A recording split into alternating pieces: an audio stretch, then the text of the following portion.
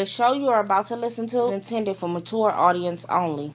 There will be things said that may not be appropriate for younger audience and may offend you. We at Whatever Talk would like to apologize in advance, but really, get over What it. up, though, folks? Welcome to Whatever Talk, the show where we talk about whatever we seem to be talking about at the time you hit play. I'm your Don. I'm your Donnie. I'm your host, Donnie. Kev is supposed to be joining us later. Hopefully, you do so. But I do have a guest with me, Coach Terri. How you doing, Coach Terri? How you doing? Thank you for having me. Thank you for having the guts to come on Whatever Talk. We talking about whatever that's on your mind. Speak your mind, don't be shy. This is your time to shine. Oh man, that's funny. I say guts because a lot of I have no people. idea what we're going to talk about. So you got to have the guts to come on here, right? I like to let people use their imagination on whatever it is they afraid of. Because I sent out a post that says looking for guests to have probably an uncomfortable conversation. And if you asking me, you think you're already uncomfortable. So I let people just imagine what the uncomfortable might be. But when they get on, it don't be that bad. At least I don't try to make it that bad because I'm not sure if the people is uncomfortable now. I'd say probably because just to give people a warning that we do go to the taboo. It'll be uncomfortable. Yeah. Yeah. So if you're uncomfortable, just say so, and we don't have to talk about it. Unless, unless it made something that may have to be said. But no, yeah. Right. I'm not even worried. I'm not worried. I'm sure you'll come up with something that we can chime in on. What's on your mind? What is on my mind? Somewhat of a nightmare. Have you heard Flavor Flav do the national anthem? Saw the memes, but I didn't click on it because I didn't want to hear it. Oh my goodness. Because I know it was ridiculous. Very ridiculous. Like they say that Flav has musical talent. Yeah, boy. I will assume so since he's in the industry that he has somewhat of a talent. I just never heard anything other than yeah, boy. Yeah, boy. You know? Me either.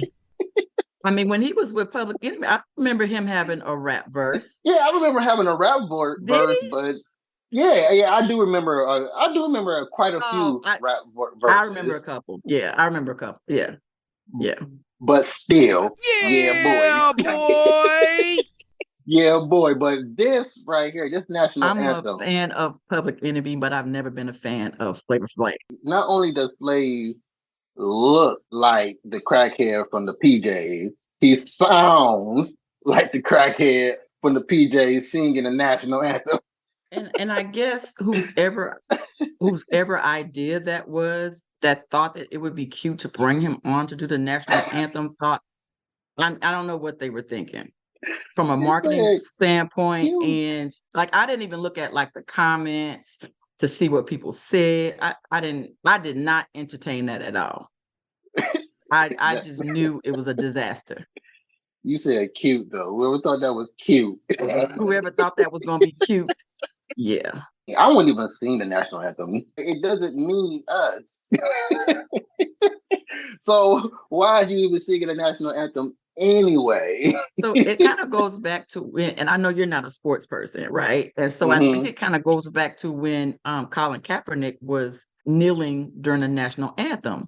And when it all came about, people started talking about that. They was like, have y'all ever listened to the second verse of the national anthem? And when I did, I was like, why am I standing up for this national anthem?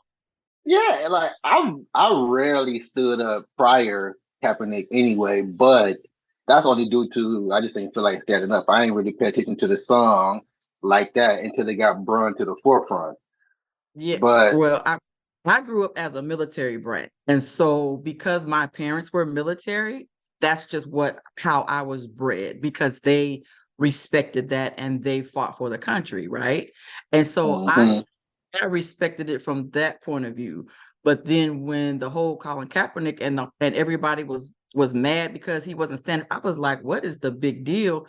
And again, when somebody brought it to my attention, and I listened to the actual of the words, especially the second verse, I was like, oh no, this ain't for us. So now from that point of view, I'm not, if the national anthem is played somewhere, I'll stand, but I'm not saluting, I'm not taking my hat off, I'm not giving it the respect that I might have once had before, because I feel like the national anthem again is not for us. Yeah, and also much like a lot of civilization, but let's just stick with Americans because that's what we are. They're getting mad because the person next to them got mad because they don't know what the heck is going on. Because according to what Kaepernick said about talking to vets, that's what they do. they don't stand. So again, it's just wow. Before we continue, we just started rambling on. Go on and tell the folks who you are. My name is Terri Bryant. As you can see, I live in Lexington, Kentucky. I am one of the very few female football coaches across the country. I coach middle school with my husband, but I also coach on an all-women's tackle football team, the only team here in the state of Kentucky. I'm their first female coach. And I also coach track, and I used to coach basketball. So I have state championships and city championships, and so I kind of know what I'm doing. But my son plays for the University of Kentucky. He's number 14. He's the safety for Kentucky.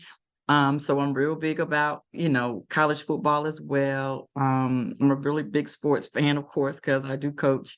Yeah, but I can still talk on a million subject matters. And I love talking about the controversial stuff because I don't really care about what people think. Good. Well, you're on the right show to be rebellious then. Right. Speaking of what you just said, I had a thought. Am I being programmed to think the way that I think, or am I being deviant by thinking? And like we're not supposed to be thinking about the stuff. Yeah. It's preached to think from our, I guess you could say our people, but the government don't want you thinking about nothing because of a society that thinks, how can you have the society that we live in? I think that's the woke movement that a lot of people are afraid of, right? Because, and I think it's Rockefeller that they said talked about it, that he created a country of people that are employees, and so we're programmed to be employees and to take on the agenda that they want to take on. But then if we do things outside of what that agenda is, then you're considered defiant or you're considered a deviant. But I think that's where the programming comes from. And I think religion has done that to us. I think that I love it when other people take it there. That's my other favorite thing to talk about. I think that religion has done that to us as far as like programming us to think things a certain way. But our education system, our government, all of those systems are all flawed. And I think that they all need to be revamped. But how do you get them revamped when you don't have the cash flow? Community and cash flow. And the cash flow in order to change those. But then even us as Black people, if we was to create our own community, what has happened when we've tried to create our own community? They've all gotten burnt down, they've all gotten destroyed. And I think that if we tried to do that again, it would be the same way because we still have to go to them for all of our resources. Yes.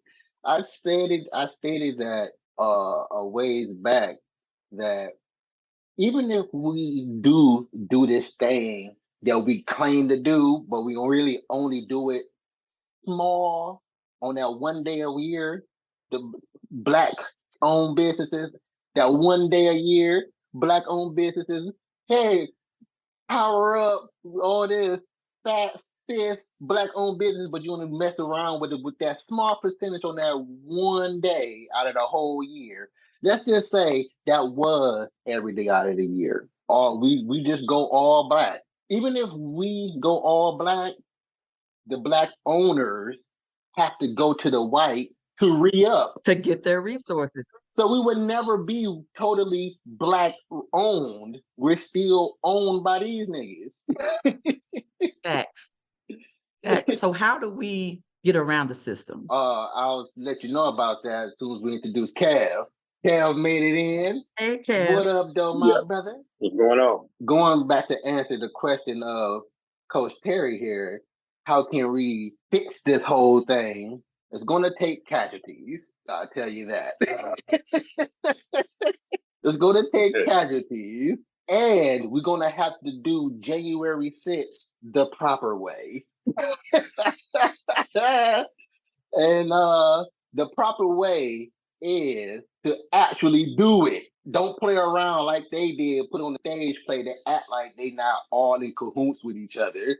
To say, hey, we doing this for the government, and then the government gonna act like they need our help to catch these niggas that already done broadcasted themselves live and all that done. Hey, we need your help to find Timothy, even though Timothy stay around the corner from the government. That's real talk. It's gonna take some casualties, but it's really gonna take people who's not afraid of the potential outcome. The potential outcome. The potential outcome is if you get hurt, that don't mean it's time to call it quits. You signed up for it. Right. You signed up for it.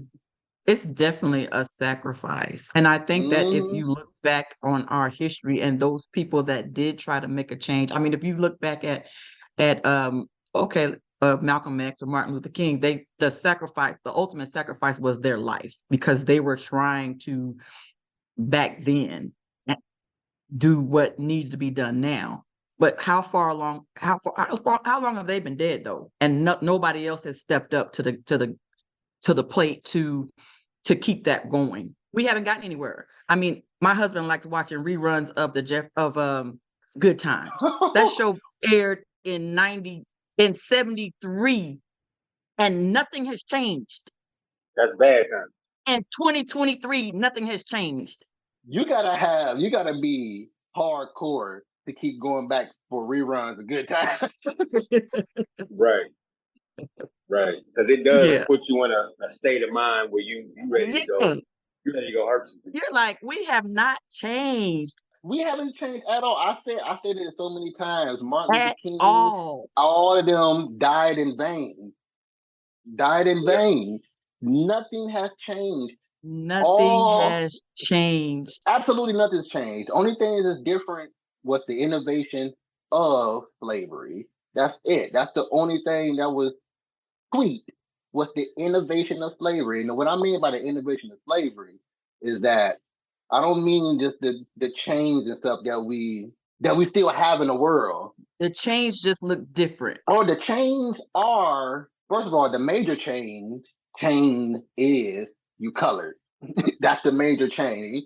You colored. And you in a place where if you're not white, you're colored. It don't make a difference if you're black.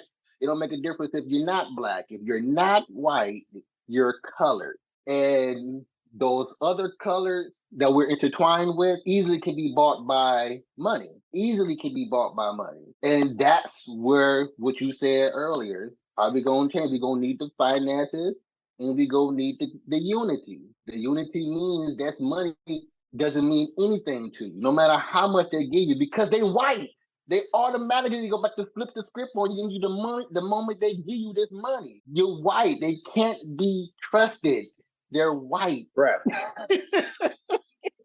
So it'd be so much more profitable if the colors do unite and take care of these niggas. But that slave mentality that is embedded in us has caused us to not unify. Because everybody wants to be the head nigga in charge. That's the problem. And then on top of that, the head nigga in charge, I don't even want you to be in charge because you got the nigga mentality. Don't be a nigga, got the nigga mentality. So I don't want you in charge any damn way. Exactly. If everybody can just play their position, then it can move. And that's why I like sports, right? Because I love teaching young men, especially black men, because I coach football.